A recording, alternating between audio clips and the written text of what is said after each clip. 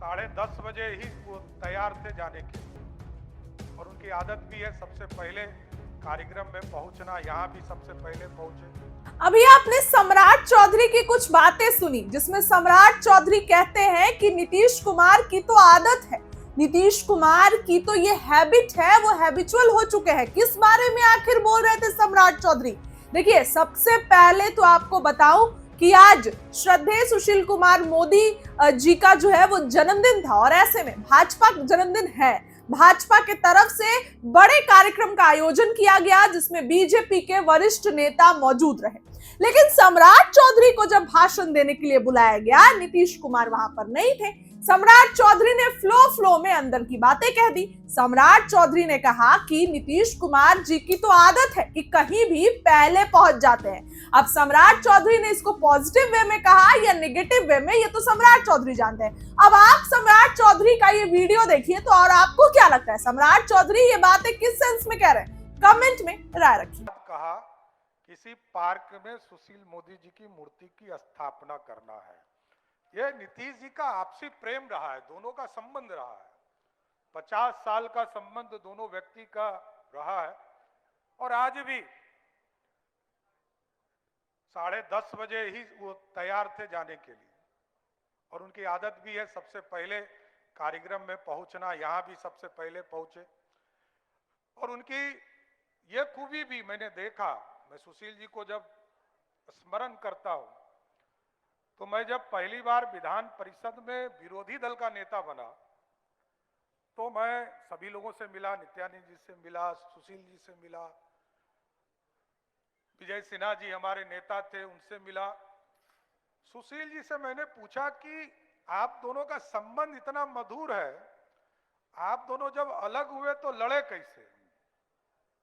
तो उन्होंने कहा, देखिए ये पार्टी है और पार्टी तय करती है कि हमको किससे लड़ना है, इसलिए बेफिक्र होकर नीतीश कुमार जी से भी लड़ना है तो लड़ते रहिए।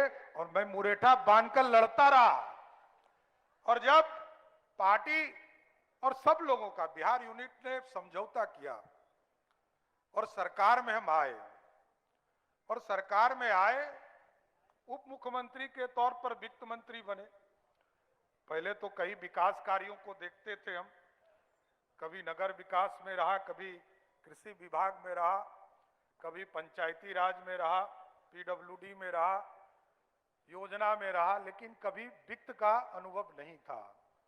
वो अपने आप में अभी सबसे वरिष्ठ मंत्री में से एक आदरणीय विजेंद्र बाबू उस मंत्री हैं उस विभाग के। पहले विजय चौधरी जी भी थे, सिद्दीकी साहब थे, और कई पहले मैं देखता था शंकर प्रसाद टेकरीवाल।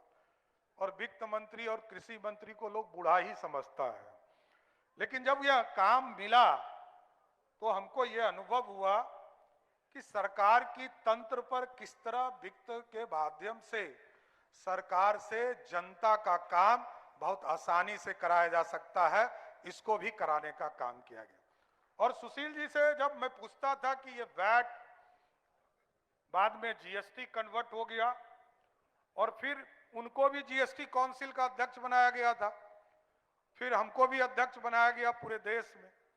पूरे देश में कमेटी की बैठक होनी पड़ती थी, तो कई जगह हम लोगों को सलाह भी देते थे। लेकिन दो चीजें बड़ा स्पष्ट तौर पर मैं कहना चाहता हूं कि हम लोगों ने विरोधी दल के नेता के तौर पर भी उनको देखा, और जब वो सदन में आते थे तो उस दौर को भी देखा है। 97-98 के दौर में सरकार की नींद उड़ जाती थी कि आज सुशील जी कौन फाइल लेकर आए हैं।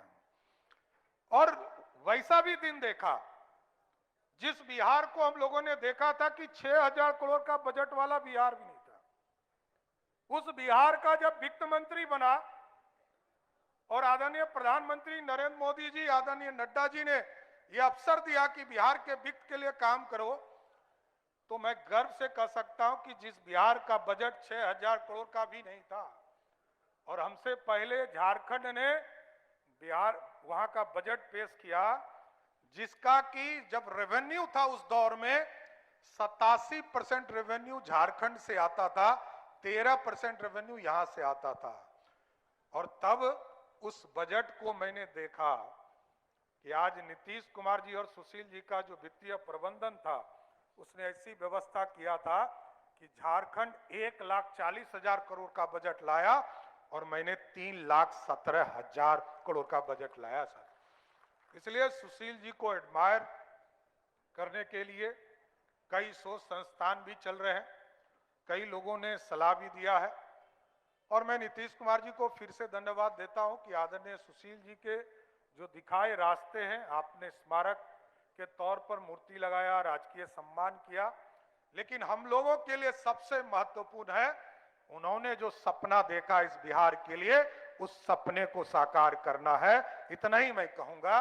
तमाम भारतीय जनता पार्टी और उनसे जुड़े हुए साथियों से यही संकल्प लेते हुए जाइए कि सुशील मोदी जी, आदरणीय प्रधानमंत्री नरेंद्र मोदी जी और हमारे भाई जो आज कार्यकारी अध्यक्ष बने हैं, आगे चलकर पार्टी के नेता होंगे। आदरणीय नितिन नवीन जी का जो रास्ता होगा उसको बिहार में स्थापित करने का काम करना है। बहुत बहुत धन्यवाद। और उनकी ये खूबी भी मैंने देखा, मैं सुशील जी को जब स्मरण करता हूं तो मैं जब पहली बार विधान परिषद में विरोधी दल का नेता बना तो मैं सभी लोगों से मिला, नित्यानंद जी से मिला, सुशील जी से मिला, विजय सिन्हा जी हमारे नेता थे, उनसे मिला। सुशील जी से मैंने पूछा कि आप दोनों का संबंध इतना मधुर है, आप दोनों जब अलग हुए तो लड़े कैसे? तो उन्होंने कहा, देखिए ये पार्टी है और पार्टी तय करती है कि हमको किससे लड़ना है, इसलिए बेफिक्र होकर नीतीश कुमार जी से भी लड़ना है तो लड़ते रहिए। और मैं मुरेठा बांधकर लड़ता रहा। और जब पार्टी और सब लोगों का बिहार यूनिट ने समझौता किया और सरकार में हम आए, और सरकार में आए, उप मुख्यमंत्री के तौर पर वित्त मंत्री बने।